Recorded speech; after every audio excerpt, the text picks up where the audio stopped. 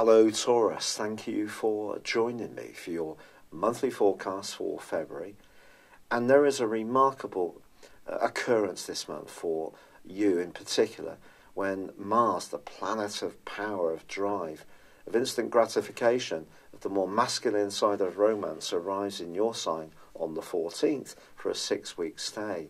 But in the last week of February, Mars is forging an ace angle to the Sun, which will make its way into the sign of Pisces on the 19th. This combination can give you a really fine balance between representing your own individual needs, but also knitting together and networking with the wider interests of your friends or the people you are working closely with. But ironically, Mars is much more mischievous as this month begins and forges a really tricky angle to Pluto in the first week. I think as you enter into Mars, because of this, it's a possibility that an issue that has lain dormant for some time, or you've been reluctant to look at, perhaps it has been a tricky matter, perhaps even a rather sore one, well, that could in some way seek out your attention. Also, Jupiter is forging a right angle to Neptune in the first week. This can be quite a distorting influence, and as much as friends can come into play in a very positive way for you later this month, someone might not necessarily have your best interests at heart. So if you are seeking some kind of help around a deeply personal matter, and as I say, something that is relating to a matter that perhaps you've not quite nailed down, then it is going to be important to talk to the people you really can rely upon and trust.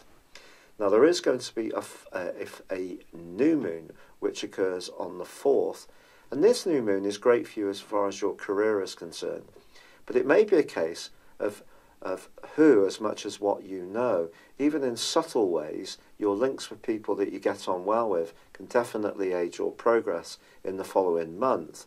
But it is a time also to have confidence about your key skill sets, because Mercury, the planet of communication, starts this month in the sign of Aquarius and is not far from the new moon. I think again it's about communication that's going to help to take you forwards when it comes to those big hopes and goals.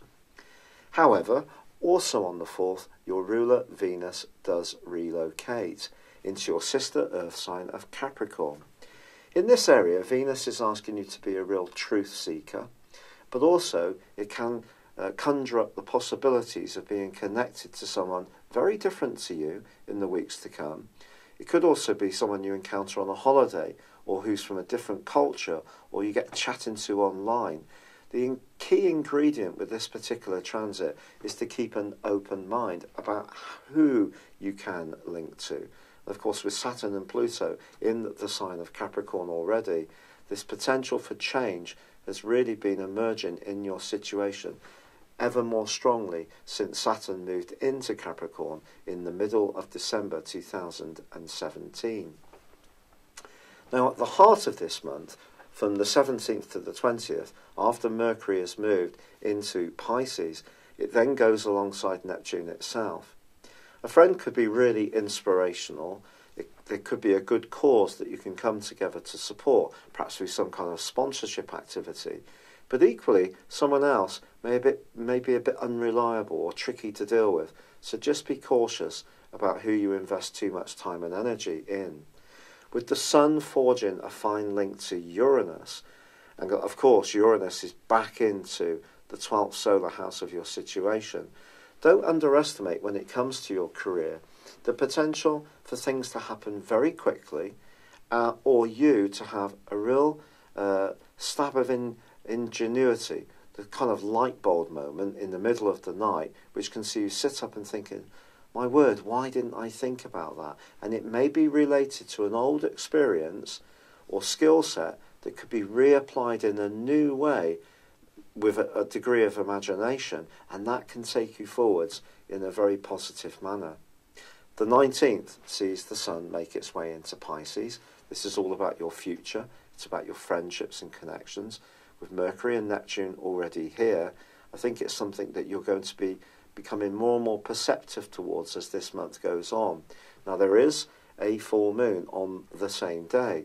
It's possible that that old concept of you can't keep all of the people happy all of the time could call out to you before the end of the month, because perhaps you will need to refocus your energies on the people who really matter. So if you're scattering yourself a bit thinly to keep up with all your friends, but neglecting your romantic needs, or perhaps a romantic relationship is preventing you from having your own social situation, this may need some kind of realignment towards the end of this month. But then we have that gorgeous link between Mars and the Sun, which is so motivational. If you think about it, the Sun is about the very heartbeat of ourselves. Mars is about the thrust. It's about more desire. You put these two together in this particular combination, you can go for what calls out to you, but in a way that doesn't alienate others. In fact, your popularity could be boosted, and if you are involved in any group situation, you may start to take a leading role. It's been a real pleasure being with you, Taurus. If you've yet to order your 12-month forecasts, please see the link beneath this video. But for now, I'd love it if you would like or comment, or if you've yet to do so, please do subscribe to this channel. Thank you.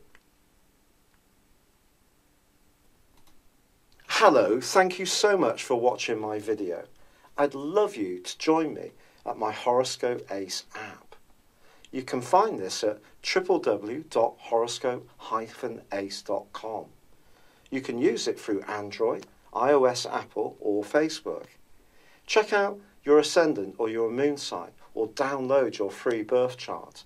There's all your favourite videos, plus there are daily, weekly, monthly and yearly horoscopes for general, love, Chinese and Indian astrology. If your passion is tarot, there's my brilliant 3-card money or love tarot readings too. And it's all there at www.horoscope-ace.com. Thank you.